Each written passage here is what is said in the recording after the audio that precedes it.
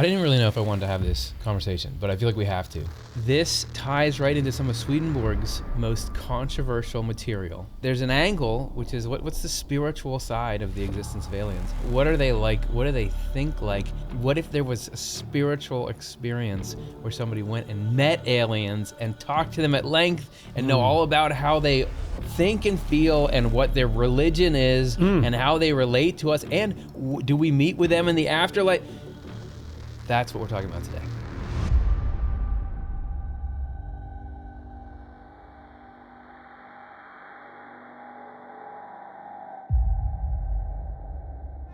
Hi, welcome to Swedenborg of Life. Thanks everyone for watching. I'm Curtis. This is Dr. Jonathan Rose. Hey there. Thanks to all of our members. Hit that join button if you're not already a member. So today we're going to talk about aliens and Swedenborg, and the spiritual world and the universe, and where those things intersect. I said in the beginning, aliens are starting to be real. Yes. This is what I mean by that. Okay. You still sound, when you say it, you still sound like I shouldn't say that. But okay, let me just, this is just a transcript from a YouTube clip, which you'd think, of course, if you're going to talk about aliens, it'd be in that little thing in YouTube. But this is what it says. Experts testified at a House Oversight Committee hearing Wednesday on potential alien life, suggesting that there are intelligent beings that live off the planet. They also urged governmental transparency from the incoming Trump administration, NBC's Ryan Nobles reports for today. So if you're going to get the Congress, NBC, today, if that's not the mainstream, where's the mainstream? And a call for the incoming president. Government people are up there, and be straight about this, President of the United States of America. Right. Aliens are real. Like it's getting real. It's getting serious. Yeah. So I feel like at this point, so Emanuel Swedenborg, GOAT, greatest of all time recorded spiritual experiences, in my humble opinion. Yep. There's an aspect and a slice of those experiences that we've covered some on this channel, but not a ton, which is his encounters with the spirits of aliens. Yeah, he publishes a whole book about it. He comes out with 5 books in 1758, and the first one he writes is the one about other planets, but it's the last one he publishes, which is interesting. Sitting on that thing. It's right in there with Heaven and Hell, his most popular book. And my sense, I don't know what it means that he put it last, but it was interesting that he wrote it first and then thought, well, I'll wait till I get some of these other things out and then put that at the end of this line in 1758. Yeah, so let's go to that book. And in the beginning of it, he says that, look, you got to learn about aliens sometime, because when you are going to learn about them. He would say they're like us, meaning like he called them all human. Yes, he did. He didn't say alien or whatever. Yeah, he talked about meeting the spirits of people who had lived off Earth. But these are people, they're humans, they might look a little different, but they're all considered humans. And when you get to the afterlife, this is how he puts it. In the other life, it is common knowledge that there are many planets with people on them, and consequently, spirits and angels from them. Okay, so that's a crucial point right there, because just like he says about people on this planet, they, after they die, become spirits become angels, same deal. So that's a universe-wide phenomenon. That's not an our planet thing. In the afterlife, it's not like, are there aliens, are there not? One time I thought I saw this thing when I was it's just like, oh yeah, there's Jerry, he's an alien. Susan, she's an alien. You find out right away. I mean, it sounds like it's one of the first things that people find out. And I think there have been near-death experiences that say a similar thing. Isn't that true? That some people find out that there's life on other planets through their NDEs? Yeah. I think I've read that. It goes on. If a love of truth, and therefore some useful reason, prompts people there to want to talk with spirits from other worlds, they are allowed to do so. Okay, so there's a little bit of a parameter on it. You know, it's not just out of idle curiosity or something, but if there's a reason, you know, if you've got a serious question or something Maybe like that. we jumped the gun, saying like Jerry's like, not you're all on the same couch. Well, okay, if we think about the way that the one thing I like about even when Swedenborg gets into this like, crazy alien stuff is that it follows the laws of the spiritual world as he's mapped them out. So in the spiritual world, people don't all live in one big clump. They're separated. Just like here, we got different countries. Yep. You got different municipalities, and even if you're going to talk about different planets, they're all separated because of geography. Things are farther away from each other. In the afterlife, there's no time and space. That's right. But people are separated into groupings. Yes. But it's based on the kind of mind you have. That's right. As you might imagine, there are different cultures and different mindsets on different planets, just as back in the day when there wasn't so much travel from one continent to another here, Yeah. people on one continent would develop in quite a different way with different languages and different customs and so on than people on another, because they're just not interacting with each other. Well, And so and that carries over to a state of mind, which is where you are in the spiritual world. So yeah, they're largely in a different place. and you don't have to just take our word for the fact that mental difference creates spiritual distance, creates distance, there's some kind of distance. Because Right. if I were to say, we look right now at people who think really differently, we say, oh, that person is far left, and this person is far right. Yeah. And you what we couldn't mean- get farther apart. Yeah. What we mean is they have very different values, very different beliefs. We talk about it as these people. It doesn't mean They might live next door, but yeah, you're talking about their mindset. Yeah, you'll have panels of people who are like, oh, this person's they're way far apart on the political spectrum. They're in the same room, but there's distance there. Yeah. So that same distance occurs in the minds of people. So you got your aliens in the afterlife, your humans from another planet, and they're there, but because they are different and raised in different places, they've got different minds, and so we've got these different setups here. This assures them that there is indeed a plurality of worlds, and informs them that humankind exists on not just one Earth, but countless planets. It teaches them also about the character and life of these people, and about their worship of God. Yes, and this seems to be a really important point, and I think it's part of why he wrote Other Planets, was that I'm not going to do justice to this, but there's something called the scandal of particularity, which was this challenge that some people made against Christianity of saying, well, Jesus was born on this planet and died so that people could be saved. What about other planets? Did Jesus get born on their planet, or a different Jesus, or somebody else? Yeah. Or is it, and it was used actually as an argument against Christianity. Swedenborg kind of steers around that whole thing by saying, oh no, the resurrected Jesus is known on these other planets, and partly through that spread of information in the spiritual world that everybody knows. Everybody also knows, people from other planets know the Jesus story, that he was born human here on this planet.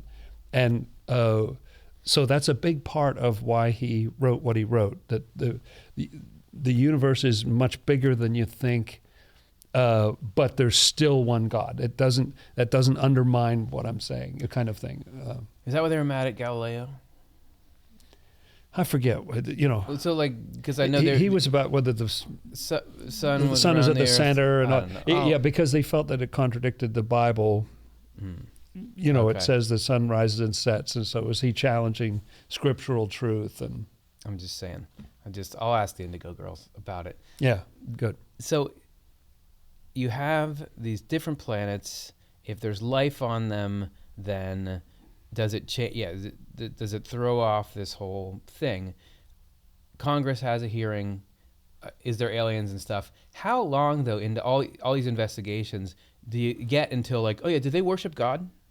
Because the aliens worship God. That doesn't seem to be on that list of the things that they talk about. That's front and center for Swedenborg. Yeah. And to him, it's like, Right. It's an aberration. It's bizarre for us to be a world of people who, many of whom, don't believe there is such a thing as God.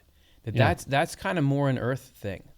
That it seems like the aliens he encountered are much more religious or spiritual. faithful or something. Yeah. Yeah. And it's striking me all of a sudden that at the time that Swedenborg was alive, and for a century before or something like that, you had these East India companies. They started to trade with China and the so-called Far East from a European standpoint.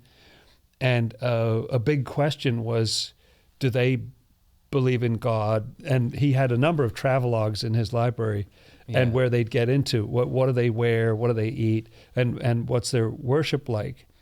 Because part of what it was a challenge about discovering China was that they had long believed that there were kind of two kinds of people on the planet. Mm-hmm. You had Christians who were sophisticated, technological, learned, amazing, built these fascinating structures. Yeah. And then you had the savages who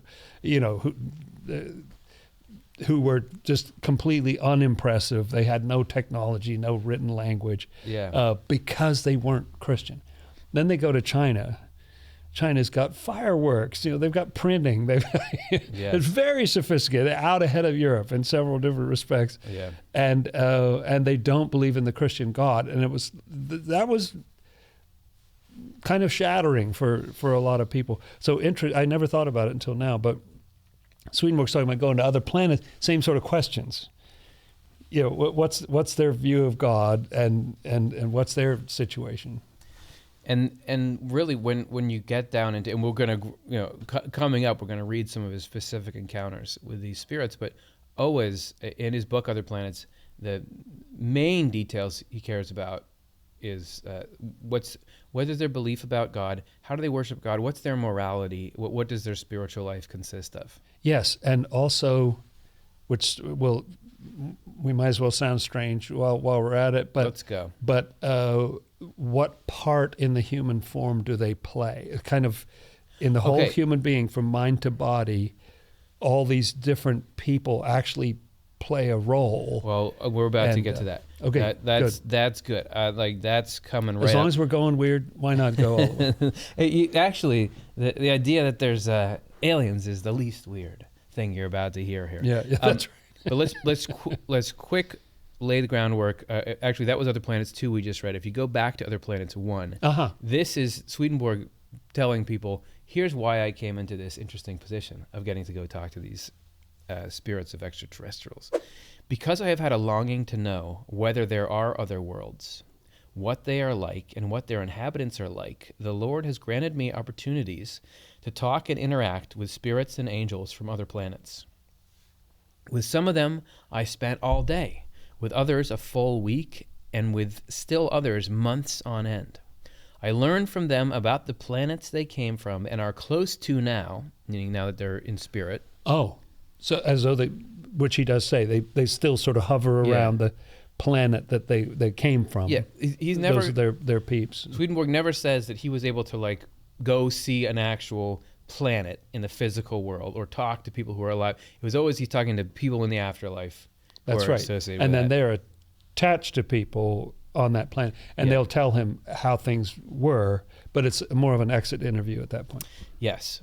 About the life, customs, and worship of the inhabitants of those planets, and various other noteworthy details about them. Since it has been granted to me to know such things in this way, I am in a position to offer descriptions based on things I myself have heard and seen. Okay. Yeah. So he's kind of emphasizing to me there that this is not on the basis of imagination or something like he's not dreaming up something for a novel. It's not theorizing. Now he has to take their word for it or whatever, but he's told, these are spirits from this planet, and he has interactions with them, and he's writing down what they said. And that was a hip thing to do in his day. We're into empiricism now. We're not relying on Aristotle and the old Thomas Aquinas and those guys. That's right. We're going out and we're observing. We're going to look at it for ourselves and see whether it's really that way. Do that thing where you accidentally laid out that thermometer and the different prism light things heated different parts of it differently. So now we learn that there's different wavelengths of light hold different temperatures. I think something like that happened. This is the era of that. Yes. is the era of people who spent their entire lives weighing themselves many, many times every day to see after they eat, are they a little heavier? That's where they came up with this idea of how much the soul weighs. It was a crazy time for people measuring everything because it was exciting. This was a new thing. Nobody knew how these things work. Studying air pressure, studying all these different kinds of things. All right, here's a contender for the most bizarre concept we're going to introduce to you today. Oh, okay, good. This is Other Planets 5. The angelic heaven is as vast as it is in order to correspond to the details of the human body. And there are millions of details involved in each of its members, organs, and viscera, and in every condition it goes through. And that millions is a kind of an understatement, I think. Yeah. Right? There's some things are in the billions, and okay. Yeah. I was gonna should I read the next sentence or should we comment on? Let me read the next sentence. We'll Yeah. load ourselves all the way Okay. up. I have been given to understand that, seen in the light of these correspondences, heaven could not exist at all if it did not consist of people from a great many different planets. So enter the grand human, which is the idea that you and I sitting here, we're sitting inside the index of reality.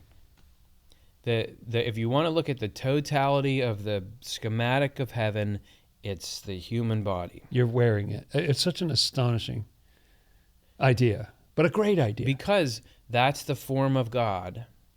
Yeah. And so to make this heaven, there's a heaven, which is what the point of existence is. You're all supposed to end up in heaven. That's what God wants, because his intent in creating anything was to have people who end up so happy to be alive and joyful forever. Right. That's what heaven is.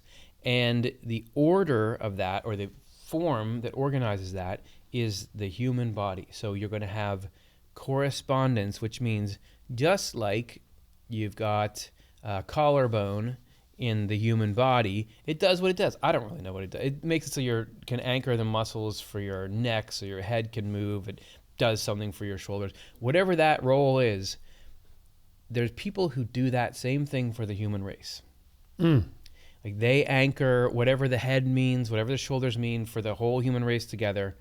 They play that same role. Yeah. And if you have a body, it needs to have all the parts, and the parts all need to be functioning. So heaven needs to have people fulfilling all those roles. And they're very, very different. I mean, it's astonishing how different the environments in which each organ functions are quite different. The needs that they have and so on, what they take from the bloodstream and what they do with it. It's not one kind of blob of uniform cells. As I understand it, and I don't understand it I feel like very a well. blob of uniform cells sometimes, Yes. now that I'm 40, but I digress. That's right. They say that when the first sort of organ, first of all, you just had single cell organisms. Yeah. And then you had, and don't rely on me for, the history of evolution. Here we go. But no fact checking in the comments. But when they started to come together, they were all together, and then each little cell has its own mouth, its own digestive tract, its own, whatever, something that passes for a brain and all that. And so you get these tube sponges or things that are just sort of a series of cells in a row. And then it seems as though what happened over time was that somebody said, well, look, I'm really, frankly, I'm better at eating, you're better at digesting.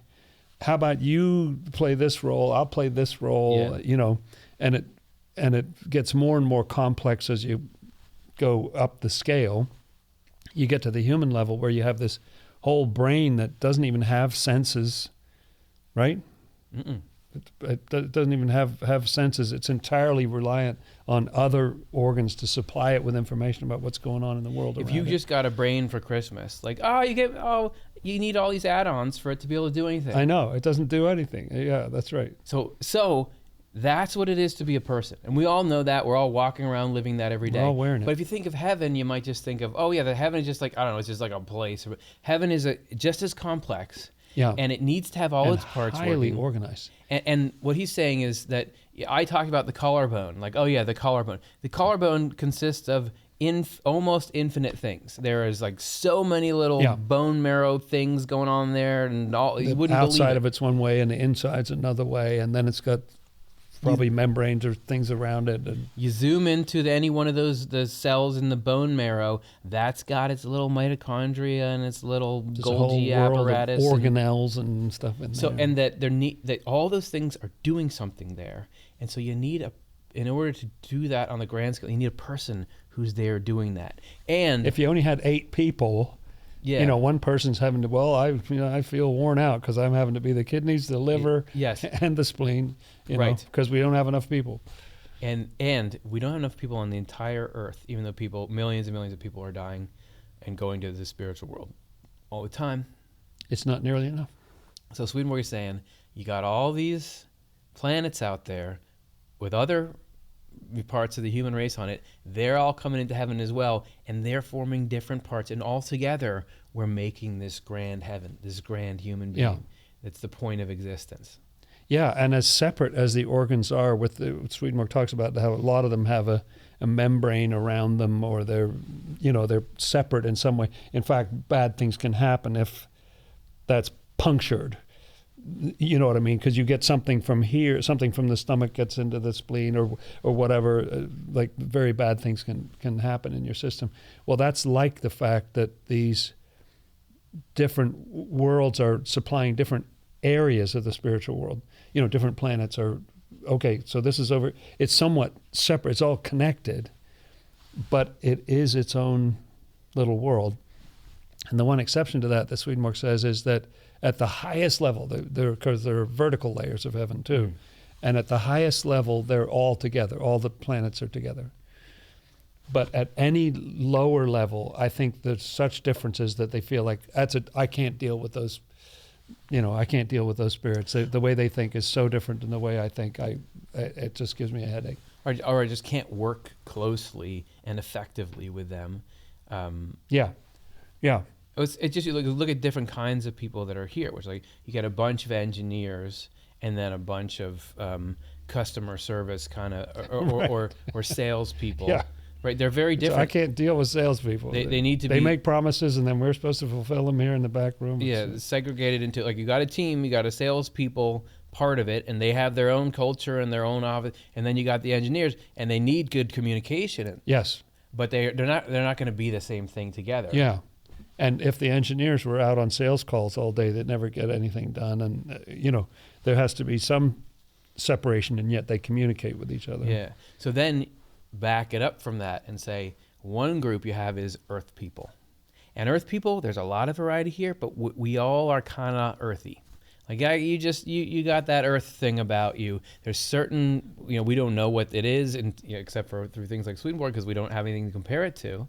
But we've all got this certain characteristic. We're only suited to be certain parts of that grand human body.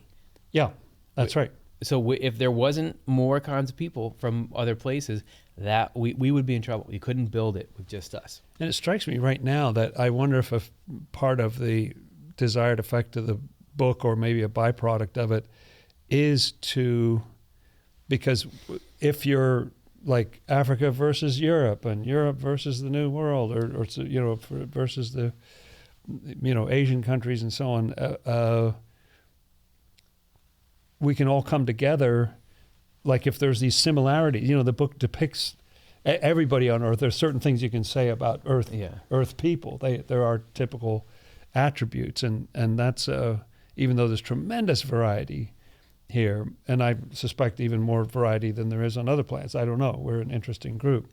Part of what you can do if you learn about the difference between you on Earth and other people from other planets is you're like, hey, we have more in common. It's like the astronauts on the moon looking back at that blue marble and realizing, even though there's like, at the time, I think it was the Russians versus the United States, the space the Cold race. War. But you look back and you're like, oh, we all live You can't even together? tell the difference. Yeah, and it does have something of that effect, I think. Continuing this thought, this is from Other Planets 9.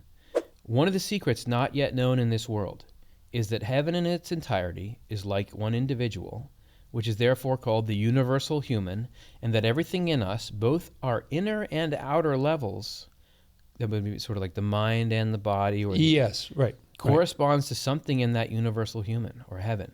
Not enough people come into heaven from our world to make up that universal human. We are relatively few. So people from many other planets are needed as well. As a result, the Lord has provided that the moment there is any deficiency anywhere in the quality or quantity of people needed to embody this correspondence, people from another planet are immediately summoned to fill the need, so that the proper proportion is maintained, and heaven therefore stands firm. So who can take charge of that? You have to be infinite to be able to see that and manage.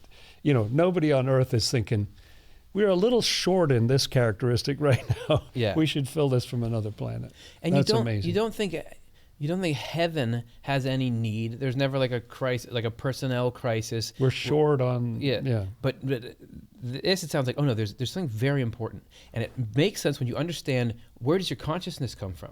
Where does your thoughts and feelings come from? In the world Swedenborg discovered, what's going on in heaven has everything to do with what's going on Earth. Jesus Christ was God coming down in human form because heaven and hell, the afterlife, had gotten so out of balance that human consciousness itself was threatened with complete destruction. What goes on there, we're dependent on it, and it's dependent on what goes on here. The whole thing is like this big organic system where if you get something that plugs your artery, that's it for everything. So with the condition of heaven is very important, and this is part of why you got to have people from all over the universe going in there so that God can orchestrate it. And we're down here complaining because we prayed for this or that and we didn't get it, and not thinking about, well, God is working on a really huge scale, taking care of stuff we don't even know to worry about. That's true. That's true. There's something awesome about it. There's plenty of things to worry about you never thought about. Okay. So now that we know there needs to be different kinds of people, let's get into the very controversial Swedenborg material. Okay. And this is about some of the kinds of people, and we can see the differences between us and that. And I say controversial because this is the thing, I think, with people who read Swedenborg and study it, that most people are like, well, that's not true. Yeah. Because now in Other Planets, and we've done content on this as well, part of the book Other Planets, he talks about beings from what are called Earths in the starry heavens. Yes. And those are out of our solar system somewhere, some exoplanet planets. Somewhere. Yeah. And everybody's like, oh yeah, that's probably true. But he also talks at length about spirits that he identifies as being, the call is coming from within within our own solar system. Yeah, and it's interesting that in this day and age right now, and I don't know what, the past 30 years or something like that, the idea of life on these exoplanets is much easier to take right now. And interestingly, it's easier to take than the idea that there's life on the moon, because we've been there. We've been there multiple times. There's nobody up there. And there's no atmosphere. There's no magnetic field. Nothing. Okay. It's like, no. And I thought, so people who read Swedenborg have had a range of reactions to this material. I thought, should we cover those and talk about what I believe and what you believe about it? But I was like, that might bore people. So let's do that after this. Okay. Let's first talk about the kinds of spirits he met. Let's get to it. Yeah. Okay. And then if you want to skip ahead to that, we will talk about like how, can this really be true? How we hold it or whatever. Yeah. Let's talk about people from the planet Mercury. And what I'm thinking about is that beautiful saying, I think, is it in Zen Buddhism or something like that, where some Western philosopher went over to see some Zen Buddhist master, I may have this story wrong, and they're sitting down to tea, and the guy pours the Westerner's tea and just keeps pouring and pouring and pouring and pouring until it's running all over the table. Yeah. And the Westerner is quite nonplussed, and the Easterner says, you should empty your cup. Empty your cup before we have this conversation. And I like that thought. Like, okay, let's make some room. Let's just hear your cup is full of stuff. Dump your cup for a second here. Oh yeah. And just listen to what he's saying. Just take it in. You can spit it out later if you want. Yeah. But empty your cup and then listen. Yeah, let's go for like 30 minutes here. Let's suspend disbelief. Yeah. And hear what he has to say. And just hear what he has to say. Beginning with the spirits of the planet Mercury. All right. Let's do it. Okay. So Swedenborg talks about encountering spirits that he identifies as coming from the planet Mercury. That little hot rock. Little hot rock closer to the sun. And sometimes he says they're from Mercury, or sometimes an angel will tell him they're from Mercury. Well, and I want to get into his methodology for how he identifies Yeah, let's do that these later. That's as good. well. Right. Yes. But for now, we'll just say, so I'll give you a little bullet list. He says what they look like is they're similar to us, but they're more slender with smaller faces. Yes.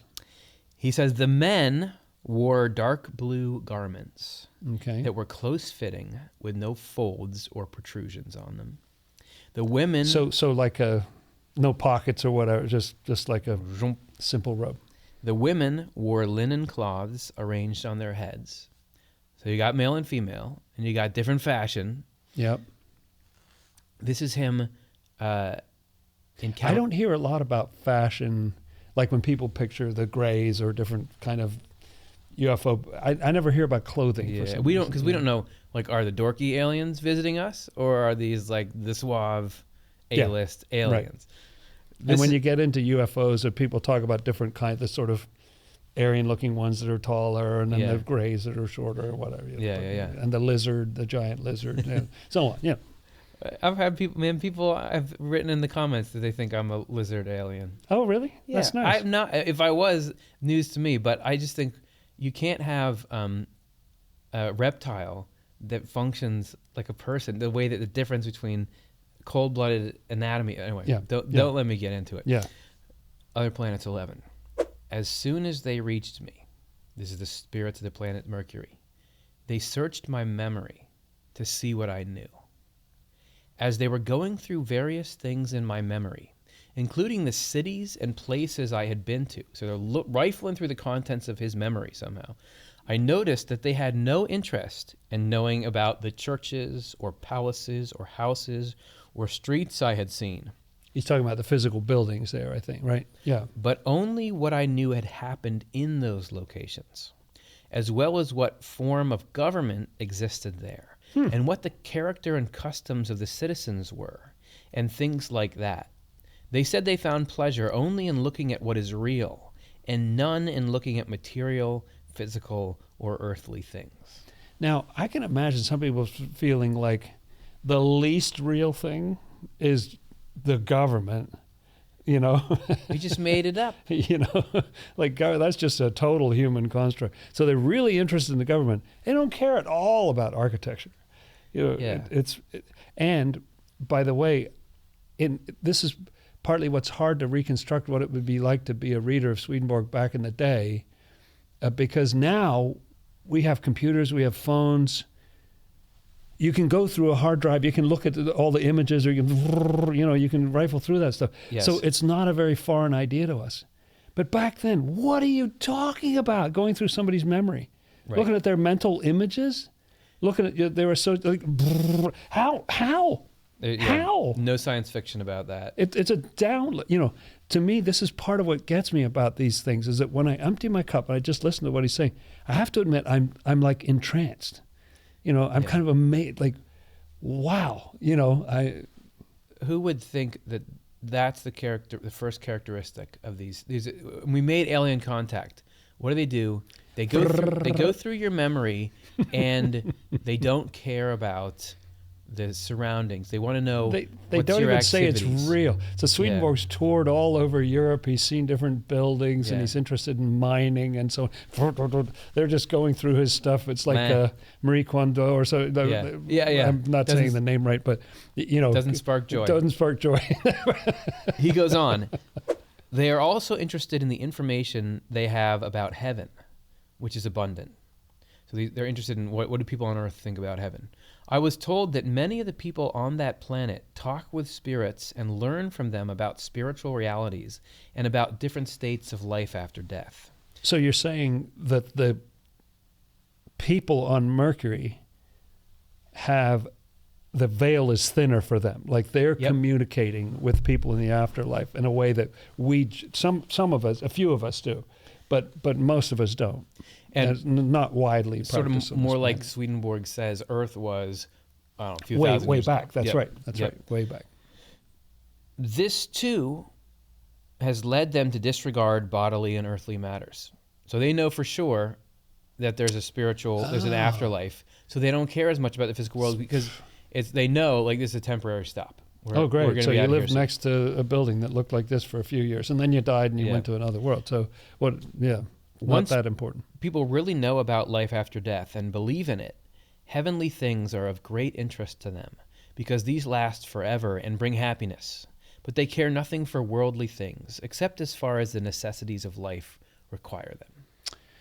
And it's interesting. It almost implies that even not just sort of religions or thoughts or how people treat each other, which are very important issues, but even government, it implies that that's more spiritual than you think. Yeah. Or has a lasting impact, because that's the environment in which people are growing up and interacting with each other. And so the laws and the whole culture of a place that makes a difference. Broadly, Mercury people do not care about material things, they care about spiritual things. Spiritual things are those which are focused on the morality of human beings. Yes, right. So I don't Right. care what your building or your built environment looks like. What do people do in there? Right. What do they believe about life after death? How do they, or what laws do they have? Because that reflects the belief they have. Because we know all this physical stuff is going to be gone soon, and what you're going to be left with is this spiritual stuff. Yeah. Fascinating. Let's leave Mercury. There's a lot more that Swedenborg says about it. A lot. Any of you can download for free this book, Other Planets. Read it for your own. Go to swedenborg.com and do that. It's not that terribly long. It's cool. It's that whole chapter on Mercury is really. We're going to try to hop through the solar system here. Yeah. So that was Mercury. Let's talk about Venus. Okay. In general, he says Venus corresponds to a memory of material-based concepts that harmonizes with the memory of spiritual concepts. So in the grand human, Okay. the Venus corresponds to part of the memory. He says there's what a weird thing. Like, I wouldn't even think that was. If I had to list the parts of a human being, yeah. The memory of material-based concepts, I don't. It wouldn't make the list. You don't see Isaac Asimov doesn't come up with that. This is what he says about encountering spirits from Venus, and that there's two distinct types of people on Venus. Because there are two kinds of people on the planet Venus of quite opposite dispositions. There are people who are gentle and humane, and there are people who are savage and almost feral. The gentle and humane ones appear in the spiritual world on the other side of that planet, while the savage feral ones appear on the side that faces our planet.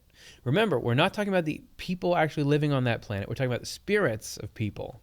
That's who he's encountering. So he's saying, whatever that means, that there's a certain kind of so maybe they're not separated in physical life, but they're separated spiritually. The close ones, they're good and there's bad. And notice, here we are, we're talking about aliens from somewhere else, and what we care about, the headline detail is some of them are nice and some of them are mean. Yeah. And the nice ones go here, because that's what life is about. That's right. Also, this is like the way that Swedenborg, something else that makes you like reluctant to just dismiss Swedenborg's talking That's about a good way to put aliens from in the solar system, is that the way that he talks about them is the way that he talks about people on Earth. Yeah.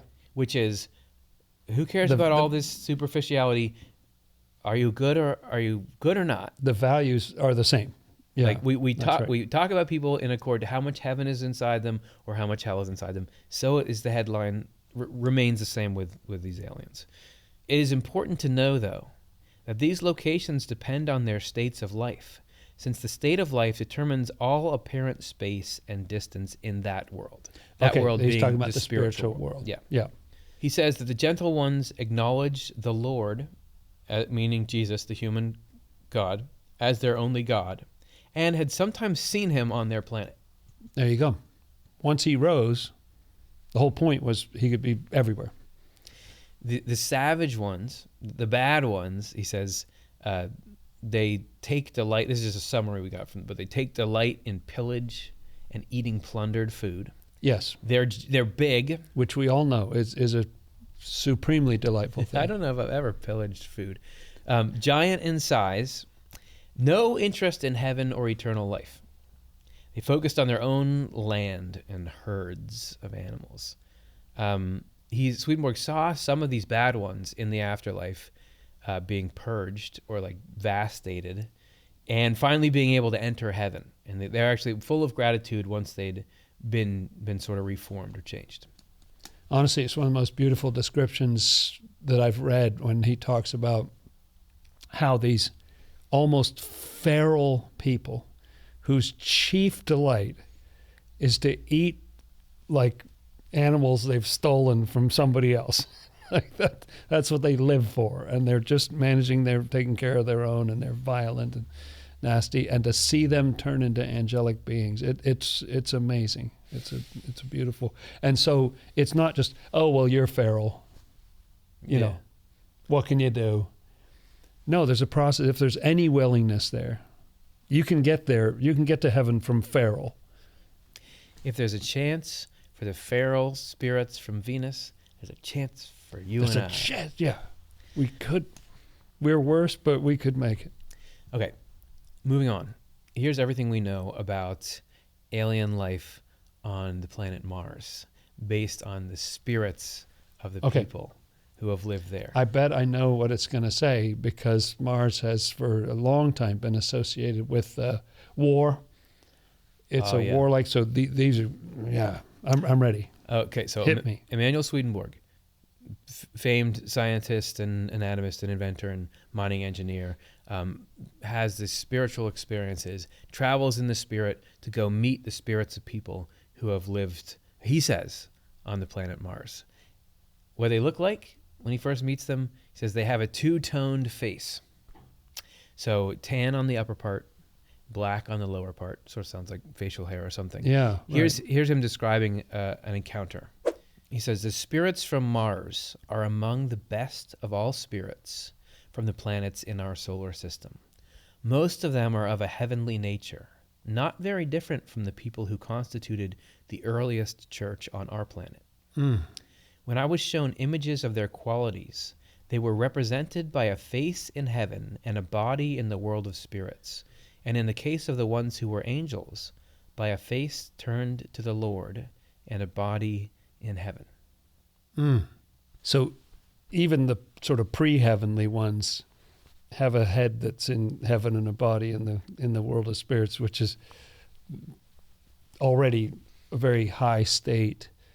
So it's has nothing to do with it, with what like Greco-Roman mythology has to say about Mars. These are the sweetest, gentlest people. Almost every, in Venus, he says, is divided.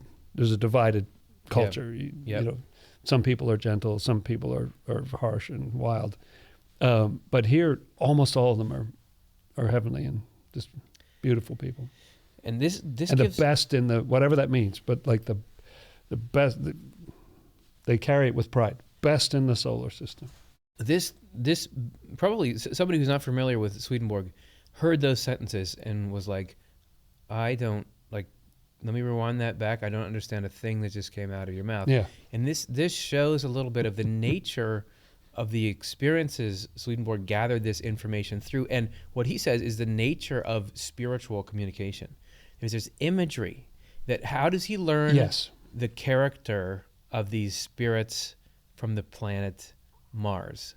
It's by not even by they come up and tell him, or that he's handed some kind of fact sheet, or there's like spiritual Wikipedia, he reads about it. He sees a portrayed image, which is this body and this face, rising up into heaven. And he knows, because he knows correspondences, which that's the universal spiritual language, that what that means as a commentary on the character of these spirits. And that's how he knows that they're good. It seems like it's all been condensed into a 3D image, which is a very quick way to communicate. Let me show you literally what that looks like. Here's a person with the face, and I mean, it is amazing, isn't it? You know where that happens? Where you've seen that happen? Dreams. Yeah, that's right. According to Swedenborg, the same language that is being spoken to him there, of symbolic imagery, that's the language in dreams. This is why you have all these bizarre combinations of things happening in dreams. Yeah. This house is my house, but it's not really my house, and I'm with these people. I don't know why I'm with them, and then this thing happened. Those are correspondential communications, because that's the spiritual world talking to you through your dreams. It's also the language the Bible is written in. Yeah. This is why the Bible just will sit there forever and tell you about the tabernacle had 3 different layers to it. How many hooks were there on those? 11 on this side and 10 on this side, and the Yes. 11th hook connects to the other Because curtain. it's telling you about heaven and how to be a good person. Just like this body face thing that he saw is telling him about the character Right. of these spirits. And everybody on our planet, I guess every planet, the dreams that we have are teaching us a language, or they're expressed in a language. So when we get to the other side, we already know that language because we dreamed in it every night. Going on, spirits from Mars came to me and connected themselves to my left temple. People saw the title and thought, this is going to be weird. They weren't. Like, no. You don't know what You you're don't getting even into. know. You don't even know what weird is. There, they breathed communication toward me, but I could not understand it. Oh, so he could tell their community. They attached themselves to his temple, the side of his head, and he can tell something's happening, but he doesn't get the content. And again, we said in the beginning of this show that the human form is the schematic or the index, Yes. the table of contents for all of reality. That's so right. Every human, because it is the sum total of everything useful that can be done. If you think about any good activity you can do, you find its analog in the body. Yeah. If you're a police officer and you're trying to contain harmful behaviors and keep people safe, there's an analog to you. It's Yes. a white blood cell in the body or something like that is trying to do the same thing. If you're somebody that nurtures little baby, there's an analog probably somewhere in like mitosis or meiosis. When a cell divides, there's little proteins that make sure, whatever it is, whatever good thing you can do, there's an analog to that in the human body. And so it is when these particular spirits approach Swedenborg, the place they connect with him has to do with where he and they both relate to humanity as a whole. Yes, that's right. That's right. It's crazy. The flow of their communication was very gentle. I had never felt one gentler. How does he tell there's communication going on? It's like, this is the gentlest. I'm not getting a word of it. Hello. But it's the gentlest. Like the softest of breezes. It first reached my left temple and the top of my left ear, then moved on toward my left eye and gradually extended further toward the right and flowed down, especially from my left eye, toward my lips. And once it reached my lips, it followed a course into my mouth. And from a channel inside my mouth, the eustachian tube, in fact, it went into my brain. When the breath of their communication arrived there, then I became able to understand what they were saying and respond. What a wild experience. So it's just like, what is happening? It's going to my eye. It sounds like some sort of strange fluid, or sometimes when they give you iodine for a CAT scan or something, you feel like you flush with this warmth. All of a sudden you feel this heat in your body. Yep. There's something's going on where he's feeling this, and then gets to his brain and goes, oh, I'm getting content now. Now I can understand. It got to the translator, and now I'm getting it. There's information in the way that it moves through his body. This is again like the language of correspondence, but he doesn't know it. It's beyond his knowledge. But finally, when it gets all the way in, he can start to understand what they're saying. He goes on again to talk at length about what these Mars spirits are like. Any of you can go download Other Planets for free, read the rest of it. He says, I'll give a few summary points of it. They don't communicate through sound. They do it with silent mental imagery. They use so cool. Facial. And again, we're sort of more used to that idea now that we can have visual, like in movies and so on, telepathic communication or that sort of thing. That's an idea in our minds now. But I don't think that was around back then. The idea of just sort of, let's communicate. Are you seeing what I'm sending you? You know? It's standard for aliens now, like Independence Day, like one of the original blockbuster alien invasion movies. Oh, that alien goes, and you're like, oh no, but I can hear its thoughts when it does that.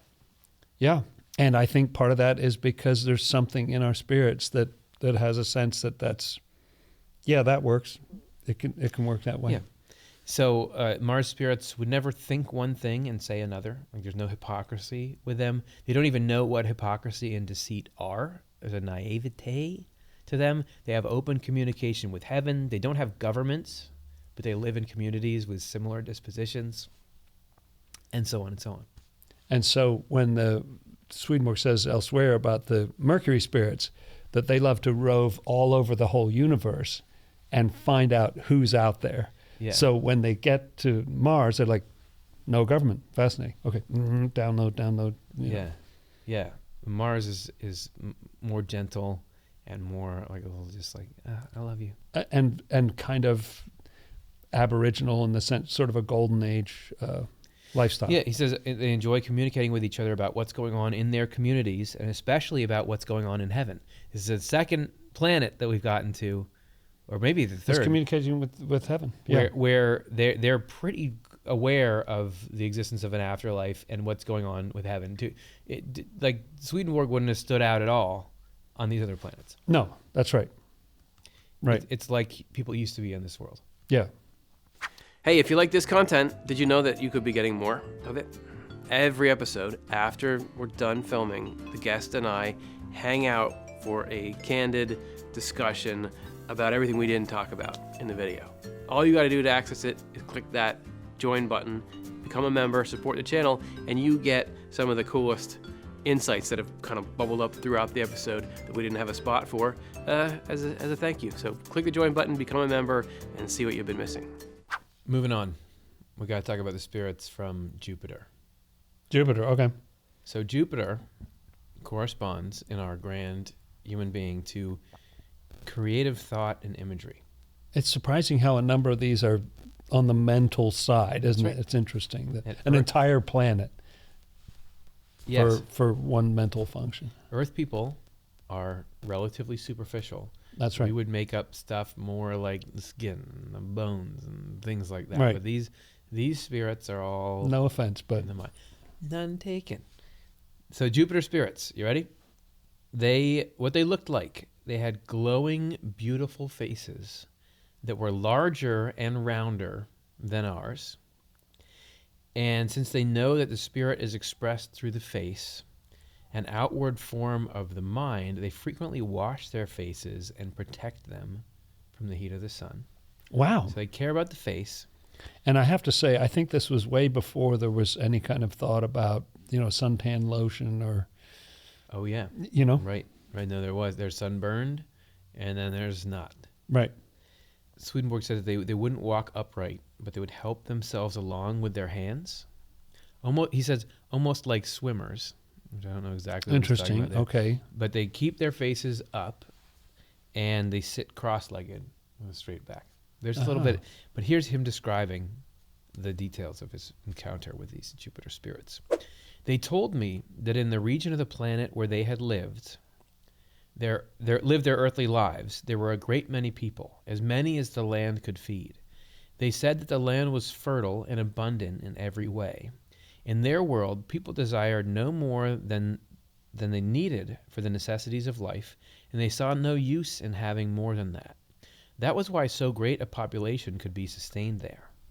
They said that their greatest concern was for the raising of their children, and that they loved their children most tenderly. And we'll get to, I know Jupiter is gas.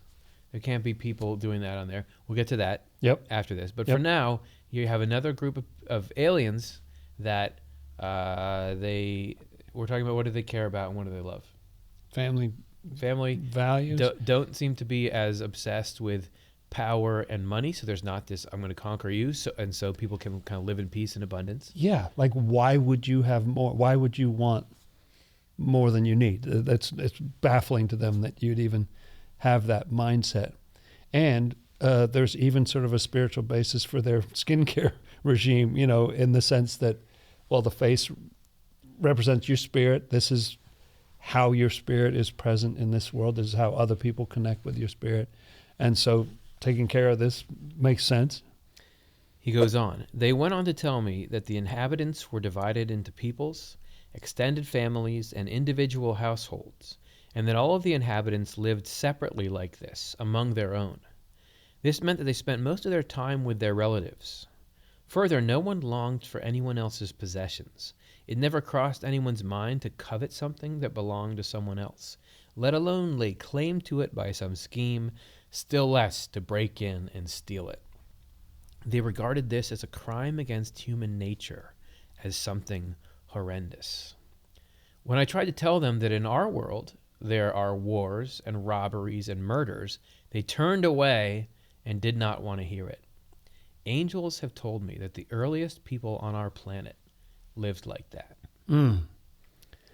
It's interesting how often when we, speaking on behalf of my fellow earthlings, You say whatever you want, it comes from me as well. thinks about life on other planets, often there's this thought that they're very technologically advanced and they're violent or cold-hearted, or, you know, they want domination, they want to take over, they want to enslave the human race. Yeah. Was Swedenborg surprised? I don't know, but when he goes to these different places, there's just really sweet, great people, and frankly, we look a little bad in comparison to these other planets. You know, I think it seems like what separates, in Swedenborg's cosmology here, what separates Earth from all these other groups of people that he met is that it seems like the fall happened here in a way that it didn't anywhere else. Yes, Because he says they seem pre-fall, or that there isn't going to be one, or something. That's a good point. he says, look, these people live in this way and this way, a lot like people used to on Earth. Now, Yeah. there's some bad pockets of things, but in general, it seems like something happened on Earth that changed the trajectory of Earth. This is why people. He says elsewhere that look, people on Earth, even in Swedenborg's day, they're very advanced. Like they have all these sciences. They have one of the reasons why Jesus appeared on Earth was because of writing. That's right. And that we could write that down and disseminate it everywhere, and it could, the written word could perform the function it had. But it seems like that the way that he encounters these off-Earth people living is like the regular way that humans are supposed to be, which is peaceful, loving, and not overly materialistic, and just fully, constantly aware of the reality of the afterlife, and that the spirit is what's real. Yeah, and it's kind of poignant that our planet, it seems, from this perspective, went hard. It went downhill. It's not like it used to be. It's not that there aren't still some sweet heavenly people on the planet, but in general, our culture kind of crashed and burned, it seemed like. He does say some of the Jupiter spirits do succumb to a desire for power over others and become evil. Okay, Jupiter spirits believe in one human god. Okay. And hand down religious knowledge from parents to children. They had worship rituals at sunrise and sunset with music. They have no fear of death. They call it being heavenized. And it's like, yeah, of course. It's like when you're in school, you're not afraid of graduating. Of course you're going to graduate. Yeah, right. Be a cause for celebration. If you want to learn more, check out the book Other Planets. That's right. Shall we move on to the ringed planet? Oh, let's do it. Swedenborg says that Saturn, or the spirits of Saturn, correspond to a sensation that is midway between the spiritual and physical self. Wow. What's that even talking about? Sensation. What would that even mean? Not the hypnagogic state, but like something that you experience often that's midway between your like external and your internal. That's really interesting. I hadn't thought about that before, but it seems like there is kind of a category of experience that's possible where it's a layer deeper than just the physical stuff that you see in your normal waking state. But it's still of this world. Like, I don't know, I'm thinking of the fact that animals seem to be able to tell where water is, even from far, far away. And it seems like they see or they detect something, or migration routes or whatever. It's just they're discerning something that we don't know what it is. Well, you think about the amazing ability that dogs have to find and eat the things that are not good for them. Yes, it's astonishing when you think about it. If there's a plant in your yard that you didn't know was toxic to dogs, they will eat it. They will find it and they will eat it. We have a grandchild a little bit like that, where if there was a mousetrap hidden somewhere in the house, she could find it and put her finger in it. Just unerring instinct. All right. This is the story of Swedenborg encountering the spirits from Saturn. I have been allowed to talk with them, and from our conversations to learn what they are like in comparison to others. They are upright and modest, and since they think little of themselves and the other life, they actually look small as well. The inhabitants of that planet are profoundly humble in their worship, because in that context, they think of themselves as nothing. They worship our Lord, meaning Jesus Christ, or the human God. I don't know if they know that name. Yeah, right. But the divine human. But that's the essential characteristic. A human God. And acknowledge him as the only God. Further, the Lord sometimes appears to them in the form of an angel, and therefore as human. And when this happens, divinity shines forth from his face and moves their lower minds. When the inhabitants come of age, they talk with spirits, and the spirits teach them about the Lord, about how to worship, and about how to live. When others try to lead the spirits from that planet astray and tear them away from their faith in the Lord, from their humble attitude toward him, and from their upright way of living, they say they want to die. They're so devoted. They're all in. That it's like killing them to say, well, don't worship that way. It's like, well, you're taking away my life. So there's a little tour of the solar system, or the planets that Swedenborg talks about. That he knew about. That's right. There were Neptune, Uranus, Pluto. Whether Pluto's even a planet or not. Too soon. Don't bring up that. Sorry. The children of the world are mad about that. That's I'm mad. right. So yeah, right. That leads us into. So he didn't even know about those planets, but then. Wouldn't he discover about them from that other spiritual perspective, or something some like of that the Earths and the starry heavens? But this gets right into the conversation I said we're going to have in the beginning, which is like, this can't really be real, right? Conversation. Yes. Okay. So, and that's because we haven't set foot on these planets. We did on the moon, but yet. We've been there with probes. I haven't been there personally. We've been there with probes. We've got telescopes, and the planets, there's a million ways in which you can't have people living on these things.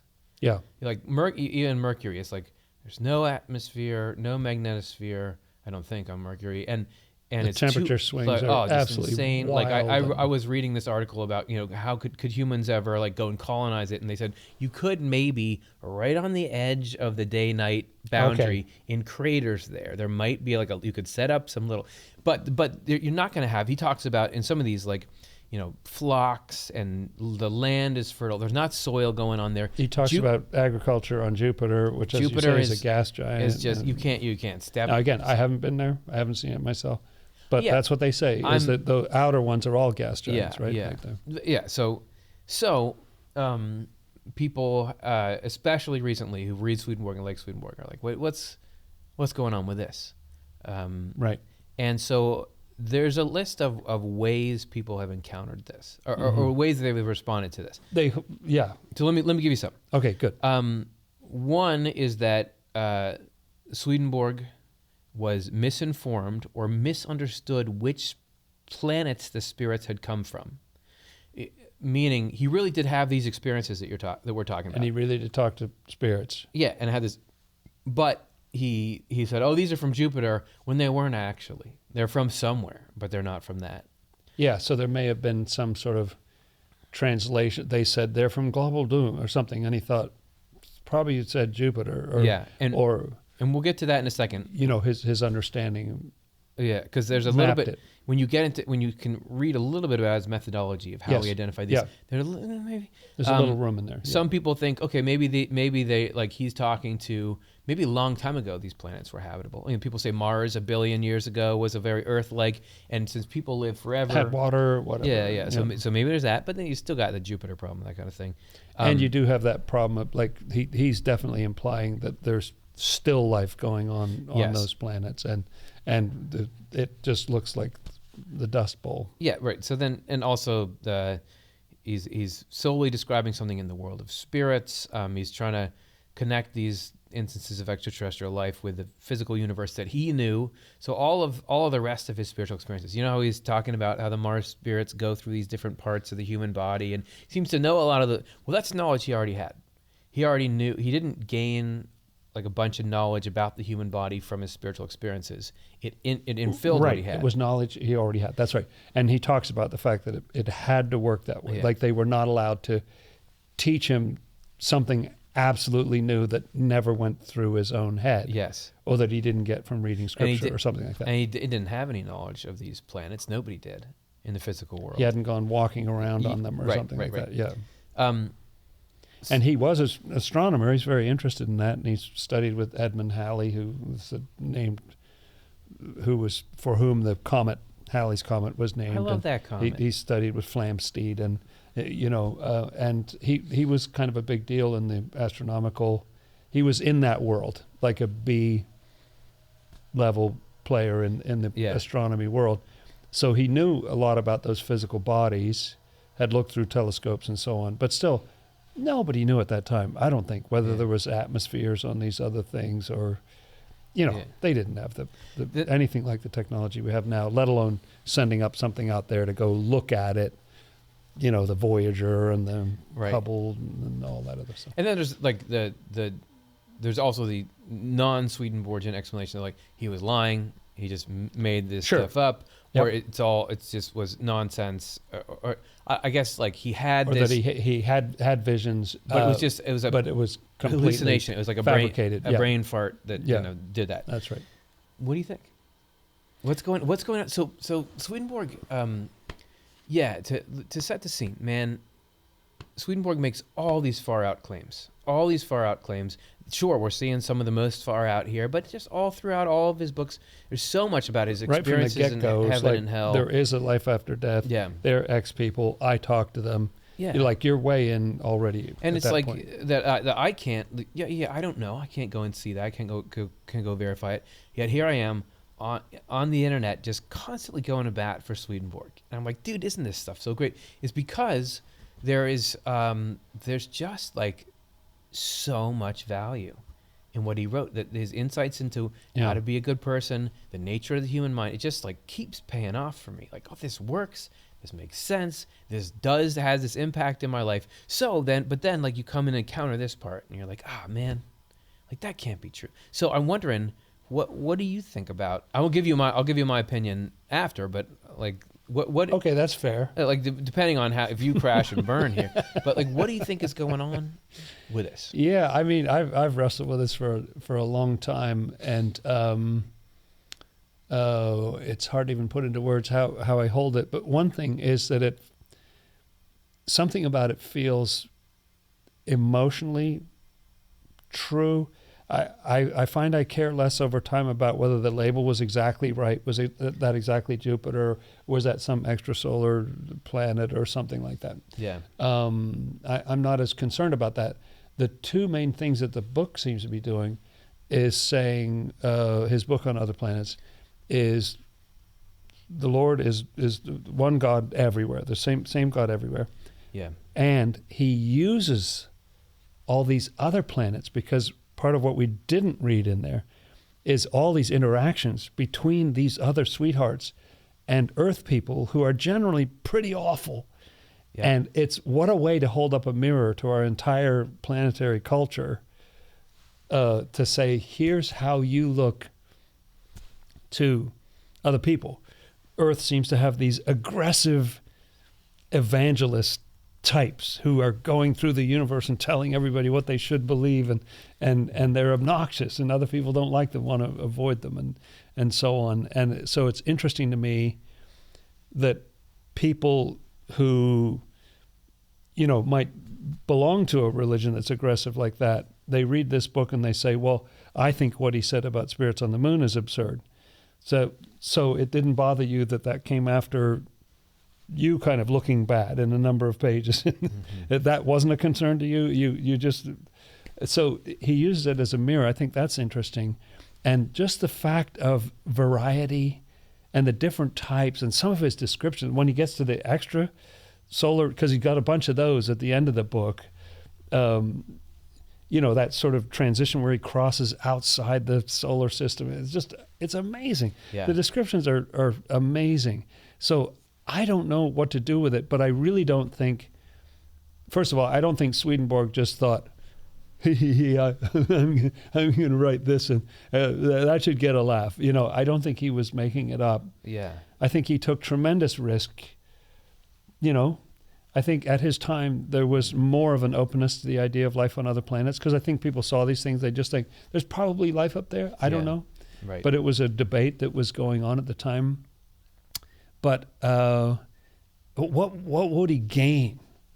What is he? I don't see What's his ulterior motive. Yeah, what's the motive? I don't see the motive. So I tend to think there's an emotional and spiritual truth in there, and I find I really like the way that he describes these Mercury spirits downloading your brain and stuff like.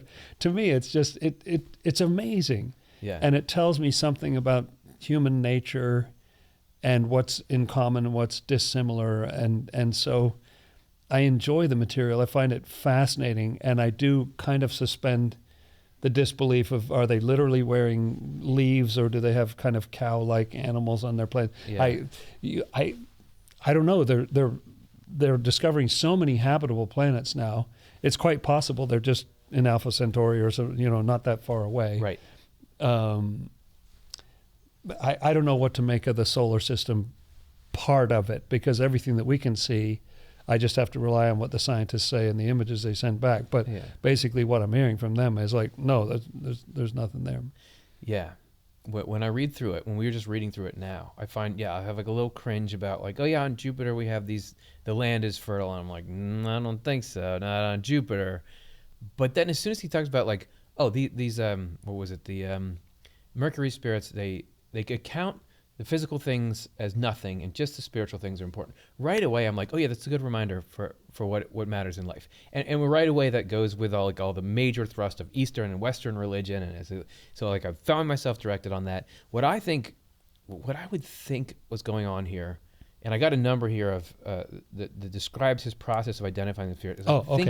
I think he had these experiences, and misinterpreted where the spirits were from. And I don't necessarily, I think maybe that was the only way it could have been. Like there's information there, and it had to map onto, but it had to, like, the spirits that are like from Mercury, there's like a correspondence of the 9 different, or the whatever different planets in our solar system, kind of run the span of all the major categories of planet. And so they had a certain thing. So I think that he was wrong about where they're from. Let me read this is from his Journal of Spiritual Experiences, which is sort of like the raw material, that he'll then use. That's right. That he put these books copies together over into the published works. Yeah. He says this is when he was having an encounter with some spirits, and this is him in the process of figuring out where they're from. Okay. He says, then when I portrayed to them the planets, because they had been unable to say from which earth they were, they said that they know there are many earths, and no other matters pertaining to the planet's inhabitants, because they take pleasure in higher knowledge. So Swedenborg is like, where are you guys from? And they're like, we don't know. And he's like, well, look, here are the planets that I know. Which one are you from here? When I portrayed by a spiritual method the planets called Mercury and Venus, they directed my sight to the planet Venus.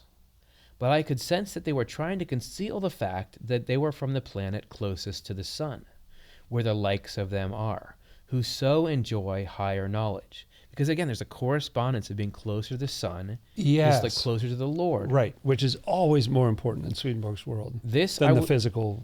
This level. I was given to realize from the proximity to the sun, namely, that they are the kind who make up together the inner sensations, together with the objects of the inner sensations, which are deeper knowledge. Look at that process. I'm just having a new heresy. Would you like to hear it? Let's go, and then we'll get burned at the stake. I think cooking up a new one. You should do it every 10 years or so.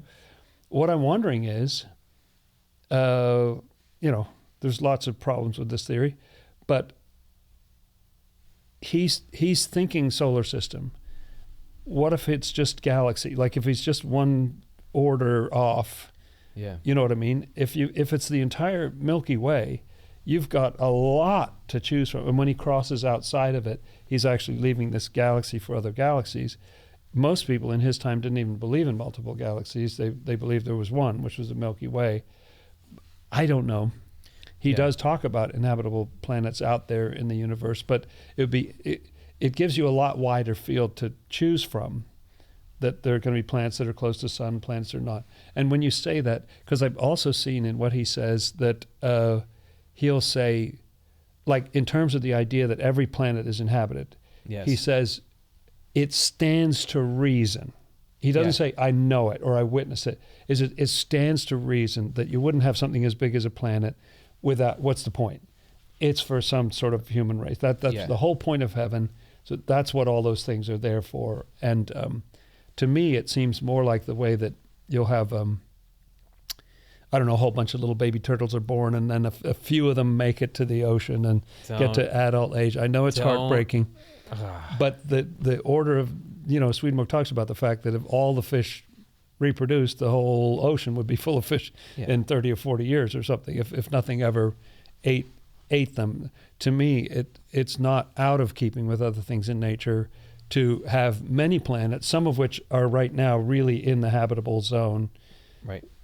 I don't need, myself, I don't need all of them to be habitable to still have the thing where if you get one or two per solar system, what does it matter? They're not particularly interacting with each other anyway. So, well, so if he's trying to say, look, the Lord, the intent behind creation is a heaven from the human race. So why would the Lord create a bunch of stuff that's not useful for that purpose? Yes, that's right. So, Earth in our solar system, Earth is in the habitable zone. However, and you might think all these other planets are out of it. So and there was no idea of habitable zone back in Swedenborg's day, I hasten to say. But the habitable zone is only habitable in some part because of these other planets. Like Jupiter, for example, I've seen a bunch of shows that says if Jupiter wasn't there, all those asteroids or something, sucking up all the comets and asteroids and things, Earth would have been pummeled into oblivion. Yeah. Yeah. So that's right. So I'm just saying our understanding of the universe, Swedenborg, even though he was thinking the universe was bigger than a lot of people were at his time, he had no sense of how huge it was. But if you look at that, so I'm saying there's use there, but you look at that process that he was going through with those spirits in his Journal of Spiritual Experiences, which is like really much more of like, I'm going to figure this out. I'm going to crunch these numbers. Look, here's my planets. Which one are you from? They're saying we're here, but he's like, no, I can tell you. Like, it's a messy process that could well have led to like, okay, there's something lost in translation here. And this is another one. This is from, so that's a Journal of Spiritual Experiences, but this is actually from the published Other Planets. Okay. He says, I've been allowed to interact with the spirits and angels from Jupiter over a longer period than with spirits and angels from other planets, so I can report more about their state of life and the state of their planet's inhabitants. There have been a number of indications that this is where these spirits came from. Indications, right. And he's looking for clues. Yep. And I have been told so by a heavenly source as well. So right there, he Yeah. doesn't do this with his other theology. He's saying, I think this is this way. Look. I've had a number of indications. I even have a person in heaven who's telling me this is where they're from. And Yeah. and I don't want in Other Planets 11. I want to go to a note from the New Century Edition, which Okay. talks about What is this New Century? yeah. Well, I want to. I don't know who wrote this note. You can help me decode these initials. But he says some spirits came to me, and I was told by a heavenly source that they were from the planet closest to the sun, which in our world is called Mercury. So that's sort of where it came from, that spiritual experiences passage we were reading. So this heavenly source is in. Now, this is note number one, that your team, George Dole, GFD, who's LSW? That is Lee Wolfenden. Okay. This is what they wrote. This specification of Swedenborg's ground for identifying the spirits with the planet Mercury is missing from the earlier parallel passages in Secrets of Heaven. So he didn't say before that there was a heavenly source. He copied it over, but yeah, right. Similar editions appear in other planets. As conscious editions, these would seem to reflect a desire to make it clear that the identifications were based on information received from a higher source than the spirits themselves. So not just that I figured it out from them, but something in heaven was telling me as well. Right. In Other Planets, so-and-so, and as well as in their earlier parallel passages in Secrets of Heaven, Swedenborg also mentions angels as the source of information, specifying which particular planet spirits had come from, or the identification of the sun as a planet outside our solar system from which particular spirits had come. So they're in a whole different solar system. While this information is attributed to heaven and to angels, it is perhaps significant that Swedenborg does not give the Lord as the source, as he does in a general way for his overall theology in True Christianity, That's right. where he specifically denies an angelic source. I also testify that ever since the first day of this calling, I have accepted nothing regarding the teachings of this church from any angel. What I have received has come from the Lord alone while I was reading the Word. Compare also Other Planets 105 on the conception angels and spirits have of the planets and their position. Yes, because they're different in the spiritual world than they are here. That is really awesome. That's a great point. And I think he's a scientist, and so he'll say that these are my sources. Yeah. And another important point to raise, I think, is that in his work called Faith, he says that no angel would ever take anything on the say-so of anyone else. Yep. It has to make sense to them. They have to perceive it, it has to feel right. So he is not saying, you gotta believe me. Yeah. He's putting information out there, take it or leave it. He's not demanding that you believe it, and he's telling you what gave him that idea. Yeah. When I read some UFO stories, and there were interesting accounts of where they're saying, do you know where you're from on this map? And the person sees a star map and it's like, no, I don't know. And they're trying to tell them where they're from relative to where you're from. But I've never seen a star. I don't know what, there's just some ordinary person. Like, I don't. And so it's interesting that there's a similar dynamic. You're talking to these spirits and they're saying, well, and Swedenborg talks at times in Other Planets about how big the sun looks from there. They try to compare how big it looks, and because there's a little bit of confusion in there. There's some sort of handshaking going on to try to figure out what's the ID. So it's not like the other parts of Swedenborg. Even if he says, an angel corroborated this for me, that angel can be wrong about things, and he specifically says with like the doctrine, like the truth of what I'm doing. No way would I consult an angel for this. This has got to come out of divine revelation. That's the source of truth. So it seems like there's a weird, there's like definitely some, there's smoke. I'm not going to say there's fire, but there's smoke there that like, this is a sort of a different thing. I think he's probably wrong about them being from these planets. The literal ID of, could well be out there somewhere, but that's where I stand on it. And different people stand in different places. Yeah, and I've also heard the theory that there are different frequency bands. I saw a graph the other day of like how big visible light is. It's this tiny little piece. Yep. And we're basing everything on this visible light.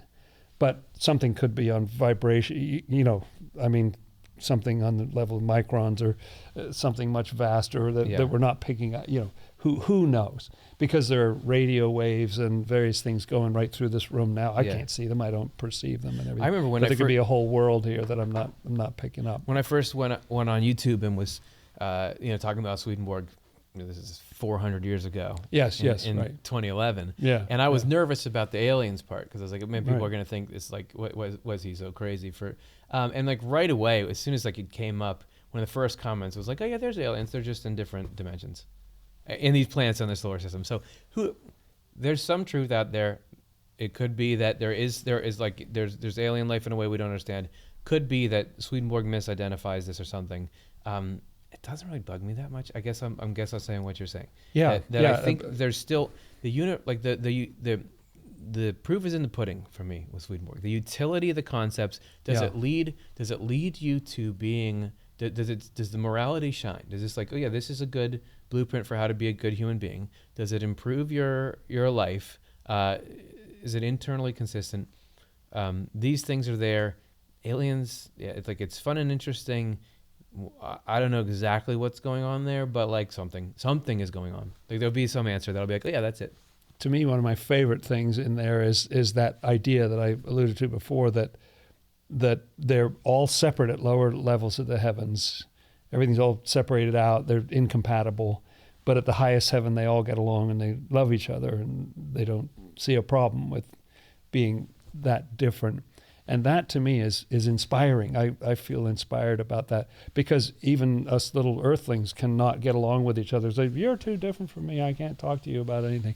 And it's inspiring to think that when love is really the basis of everything, there's no incompatibility. It's just different points of view. Kind of makes me feel like we should change our tone toward each other. Like, can't we get along, you and I? It's impossible. Yeah. Can't happen. So in some ways, it feels like, hey, human race is going to talk to aliens soon. Just with it, like we went in a few years from like, come on, you're crazy, to like, no, the military says there's absolutely 100%. These things you're seeing them all the time. Yeah. So it sort of feels like, are we gonna at some point have it become real? Like somebody is like, it's on the news. It's on the news. There's level. a real alien. People can see it and say things. So, are we ready for that? Can we handle this communication? And I think what we got to be aware of is the differences between us and them. Okay. At least in the mid 1700s, this was a difference between the state of people from our world and the state of people from not our world. All right. So this is an experience Swedenborg had in Other Planets 27. Some spirits from Mercury were with me while I was writing an explanation of the word's inner meaning. It's like Arcana Celestia. When they noticed what I was writing, they said that it was very simplistic and that virtually every expression in it seemed mundane. I replied, though, that nevertheless the people of our planet see what I have written as subtle and lofty, and a lot of it they do not understand. So if you go into Swedenborg and read it, you're like, what? And the Mercury spirits are like, this is so basic. I added that many in our world do not even know that there is an inner self that acts on the outer and causes it to be alive. When the spirits from Mercury heard this, they asked whether people of that sort could ever become angels. Like, you guys are so superficial. You don't even know the basics. I replied that people become angels if they have lived lives devoted to acts of goodness that are inspired by faith and caring. In that case, they are no longer focused on things that are external and physical, but on things that are internal and spiritual. And when they come into this state, they are in fact in a light higher than the spirits from Mercury.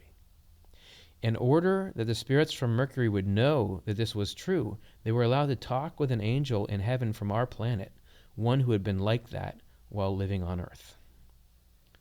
So if we can, it's harder to make it here, but if you make it, something about going through the Earth School of Hard Knocks, you can become a really great angel. It seems like there's an upside to, yeah. And then this is from the encounter with the spirits of Jupiter. The spirits from Jupiter were absolutely stunned that there could be such a discrepancy between the inside and the outside of anyone. That is, that anyone could say one thing, but think something completely different. Can you imagine? Which is like, that's being a human being. And Right. I'm at this party and, hey, your dress looks great. You learn that by the age of 3 or something. For them, this would be impossible.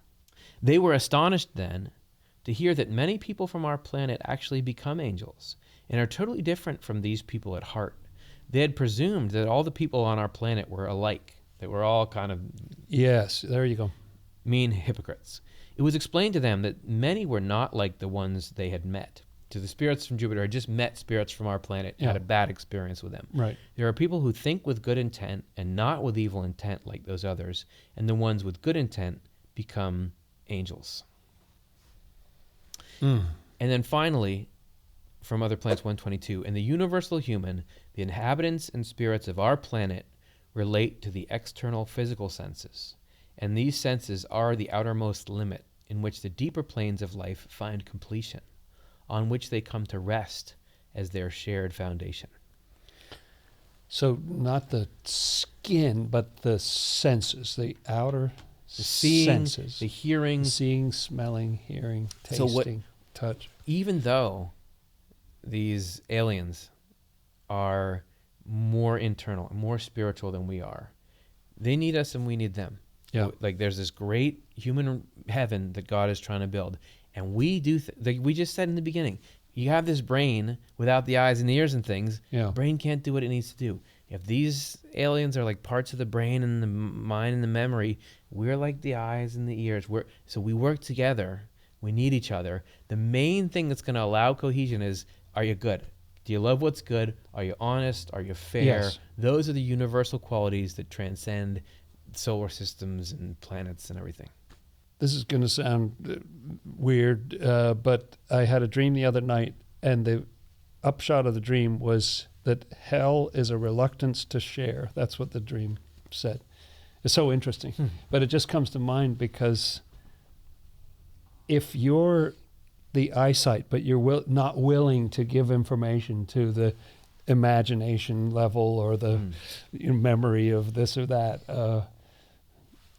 then it's not working together. But if you're willing to share, if you're willing to be part of this whole body, the senses are incredibly important. You don't know what's going on without the senses. Swedenborg, to quote Swedenborg, heaven is where everyone shares everything of value. That's right. So let's go. Let's be who we are, our earthly kind of self.